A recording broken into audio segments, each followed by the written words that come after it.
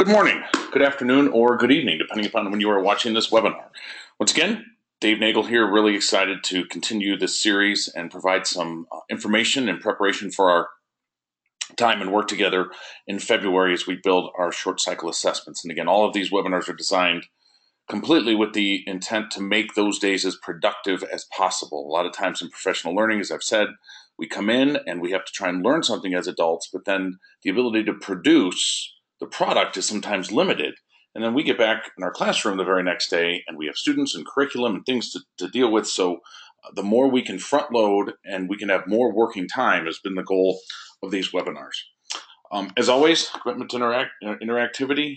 Any questions, any thoughts you ever have, please send me a text or an email, and just feel free anytime. Don't have a question that goes longer than the time you'd need to send it to me on a text or an email. Success criteria for this webinar, as you can see also in your working handout, but the importance of selecting power and priority standards. And I'm not exactly sure where Carlisle is going into this process with that discussion. So some of this might be review and overview or giving us a chance to think of it differently.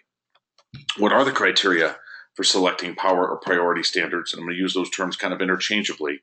And then begin to determine the standards for a unit that you might be teaching, I'm going to say from mid-February to mid-March or spring break.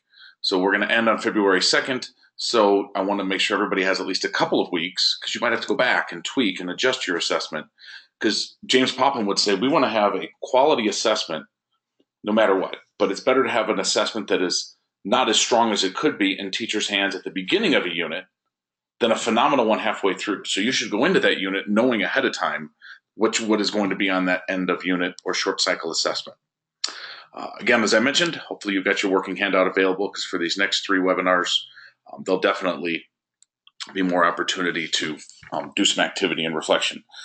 So my question to everyone is when did you figure this out? How long into your teaching career? Was it a year, a month, or 5 minutes that we can't teach it all? And that's a struggle that we have. And so I just pulled up for a moment the Common Core standards for literacy, informational text, foundational writing, speaking and listening language. Take a look at these numbers. You know, it peaks in 3rd grade, but even for our secondary teachers. And one thing about the high school is we look at the language arts, for example, and I know we have all disciplines going to be represented. Even though that's grades 9 and 10, we don't have time to teach 75 of them at a deep level over the course of 2 years. So we got to determine what are the priorities, and what's critical is we have priorities that scaffold from one grade level to the next. We have that vertical alignment. Now, there's a difference between looking at all of our vertical alignment and determining a few priority standards for one unit. So I want to make sure that we don't get caught up in, well, am I selecting the right standard for this unit? I don't want us to get too caught up there, but at least this paints a picture. Priority standards, carefully selected subset of all of them. We can't teach everything. So what is that smaller subset of what we must teach that represent, as we see here from Larry Ainsworth, assured student competencies? What are those competencies that every student must learn and demonstrate proficiency in? And that's where we have to have accountability. Because as freshman teachers who are listening to this webinar, your success next fall is dependent on one thing more than any: how well the 8th grade teachers that have your students right now are teaching, assessing, providing feedback, things of that nature around the critical elements. And I could have picked any 2 grade levels. We are accountable to our peers, and that's why we need to focus on what are the most important standards that we teach them and teach them well. And I think most of us, when we think about what our students are doing right now in those classrooms, we would often define, and when they come into our class, if they could just write a paragraph, if they could just understand subject verb agreement, if they could just, our priority standards and our short cycle assessments need to be about the justs, because they're also the things that we're going to drive our PLC discussions and our data team discussions.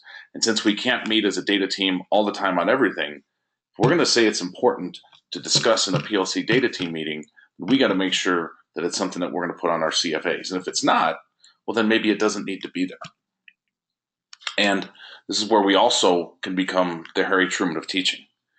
We have students that are in our classrooms that are below grade level in certain skills, and I don't have time to teach them certain things. There's some foundational elements that we'll find through our priority standard discussion to identify maybe some key elements that will help fill some gaps that students have as they climb in their careers that haven't been met.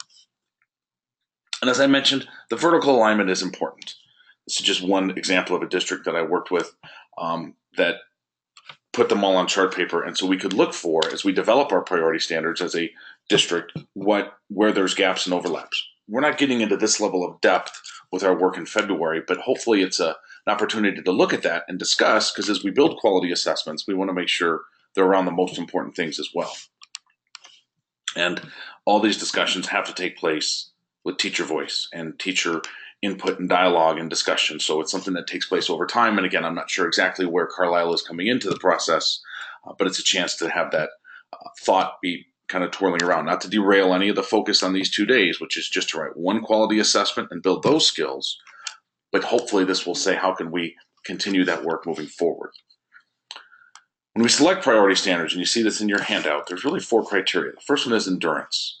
Standards that will last, that will stand the test of time. One of the things about the Common Core, and again, this isn't a Common Core seminar, and it's not about getting into that discussion. They're just standards. They're just words on paper. But one of the words that was put in there, and even states have adapted them, was argument. Students need to be able to argue. Now, not argue maybe like their mom and dads do at home, or like I do sometimes, where I raise my voice. Argument means I'm going to back it up with relevant and quality evidence. So what are those things that we know those are going to help students for the rest of their life? And there are some standards that are just not as important as others. Readiness.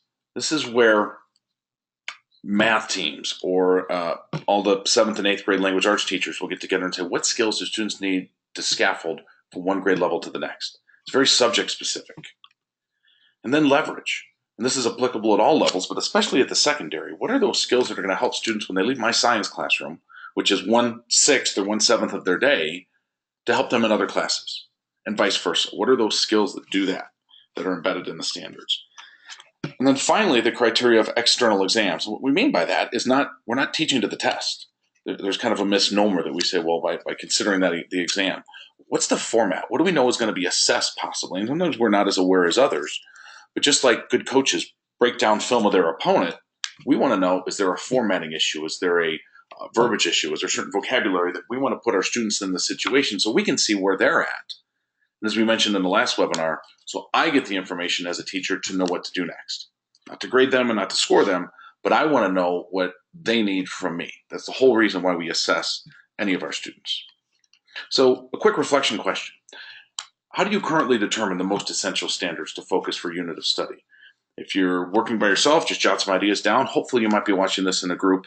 I'm going to expect that you pause the recording as long as you need. I'm going to pause momentarily and continue on, but please, especially if you're in a group, pause right now and have a quick discussion around how are you currently determining your power priority standards or the most essential standards to focus on. Back in just a moment. Welcome back. As I said before, I'm hoping that you pause the recording. If you didn't, please do so. Pause as long as you need, but I'm going to continue on to keep the length of the webinar shorter. Supporting standards. There's also going to be other things that we teach. And when we build our assessments, we're going to consider this secondarily, but what are those standards that support and connect or enhance our priorities? For example, if we're asking students to cite relevant evidence from a text, they can do that one of 2 ways. They can write it down or they can speak it to me. So by default, I've got a writing or speaking and listening supporting standard. Sometimes in a unit in science, we might have a standard that focuses more content for this particular unit, but how they're going to process it out and how they're going to explain it or how they're going to write it in our lab, that's the supporting. Evidence from the supporting standards on our assessment shouldn't be weighted as high, because we will talk at some point in time, well, how do we grade these? It's a separate discussion. We're not necessarily going to just abandon them in terms of using them for a recording mechanism. If it's formative, it's used to impact instruction. That doesn't mean it can't go in the grade book, but we might not consider averaging it all at the end, but we want to know where the students are. So if I'm focusing on a standard, I don't want as many points or I don't want as many scoring elements around the things that are less essential. And we'll talk about that when we come together. You also see an example, again, this is where, just to kind of plant that seed as we think about down the road, as you're maybe determining or reviewing your priority or power standards for a discipline or for a course, does it have endurance? Is it tied to an external assessment? Can it be for readiness, applied to other areas of learning? Is it for confidence for that next course of study? Do students really need this as they move from biology to chemistry? or from 5th grade to 6th grade? Do our current assessment results support emphasis there? What are our current results that would say our students really need that? We're seeing struggles in a math skill or a language arts skill or whatever that is on our external assessments. And then if there's leverage abilities, there's more than 4, we could probably say it becomes a power standard or a priority standard. The reason why I'm using that term priority is even though we would say it meets all the criteria, we still might prioritize some more than others. If it has 5 or more, certainly we know it's going to be essential. But I also wanted to share this example from a district that I was working with in California. Their middle school science standards develop a model to describe the total number of atoms, how it doesn't change how a chemical reaction is, and thus mass is conserved. It's really not going to stand the test of time. I mean, with all due respect, as a former science teacher, I don't know if I could immediately begin to answer that, and I think I get by on a regular basis, as most of you do. It might be on the external assessment. But for science, they've determined, you know what, this is critical for our science curriculum and program because that's how we're building it. And so it becomes a priority standard. That's where the science teachers would have to agree upon which ones really are, and this one they felt is. It's a little bit content specific. So there is that ability to say, but we need this for our group. But what's critical then is the 7th and 8th grade teachers have to be focusing on this at a deep level because they're accountable to send students when they go to 9th grade with those concepts and skills if at all possible. So again, I just wanted to kind of plant that seed, and maybe that's some work down the road. Also, as we develop our priority standards for any unit of study, we're not going to teach them just once. And so we might be teaching for this particular unit that you're going to develop, this is just a 7th grade example, that it really focuses on standard RI 7.1, but this isn't the only time I'm going to teach it. If it's a priority, we have to acknowledge that we should plan to teach it multiple times for 2 reasons. Number 1, we gather more evidence whether or not the students have mastered it. And it helps me in my pacing to know I can at times move on because I'm going to catch it on the next one. We're going to have another unit or another course of study that's going to address this standard, maybe not as deeply because it's a supporting standard, but this kind of road mapping down the road, if we haven't done it by now, really helps teachers kind of catch their breath and not feel overwhelmed to get through everything all the time, because a lot of learning that takes place is conceptual. So maybe they're going to catch that on the next one.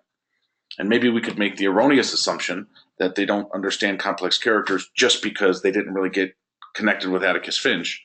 But on another unit of study, they do. So I know I'm going to teach that standard again, so I don't get wrapped up as much in some of the deep content when I know I can catch it on the next time. But I always stress we have standards like reading for informational or literacy text 10, which is to read on grade level. That is always a supporting standard. We should always be focusing on that, but we have some students that will not be reading on grade level by the end of this unit and some that already are. So that can't be the whole target, but it's always a support. And finally, just want to address the whole point of literacy being a shared responsibility, that helping students develop and navigate through complex text is critical for them to be successful in any class. As in a biology or in a social studies high school class, students that are the most literate are going to have the chance to be most successful, regardless of their science or social studies content knowledge. And so we have the Common Core standards for ELA, history, science, technical subjects. We have those. And so when we develop supporting standards for our non-ELA classes, this is an example of a district actually in Osage Beach, Missouri. I remember when I was working with them, with their all non-ELA teachers. They took what their ELA teachers determined for their priority standards for ELA, and they said, okay, as high school science teachers, here's the 2 writing standards that really support us the most with what we're going to teach. So as a non-language arts teacher, I'm not going to teach every element of literacy, but there's some that are going to help support me better, and we can stay consistent in our PLC and data team meetings around a few key critical reading or writing skills, and it empowers us in our data team meetings. It empowers us as we're developing or reviewing or revising assessment items to be able to do that more effectively because we're consistently focusing on the same ones. But I want to come back. I went a little bit deeper with the overall element of priority standards so we kind of understand why we're doing that, but we can't get caught there when we're developing one unit. So out of all the standards and all the unwrapping or deconstructing, we're going to get into that in a future webinar, and of all the assessments for the one unit, what are 1 or 2 specific standards. This is getting us thinking that you're going to select for that particular unit, regardless of where we are all in the large-scale power priority standard discussion, and it's going to be related to the unit you're teaching. And just so don't worry yet if we don't feel like we have it all lined up. The priority standard discussion can get very broad unnecessarily too early.